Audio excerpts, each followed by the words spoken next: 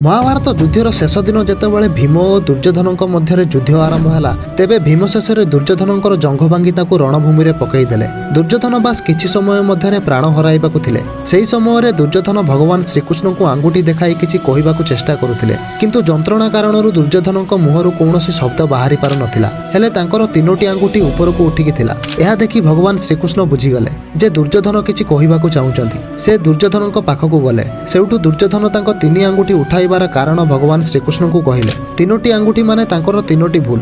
दुर्योधन कहिथिले जे महाभारत युद्ध समय से तीनोटी भूल करथिले। प्रथम भूल थिला से युद्ध समय नारायण को न बाछि नारायणी सेना को बाछिथिले। जदि से एहा न करिथांते तेबे से युद्ध जीति पारिथांते।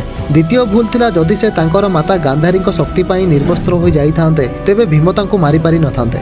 दुर्योधनकर तृतीय भूल थिला से युद्ध शेष में आसीथिले। जदि से प्रथमे आसीथांते तेबे परिस्थिति किछि अलगा होइथांता। एही तीनोटी भूल पाई दुर्योधन युद्ध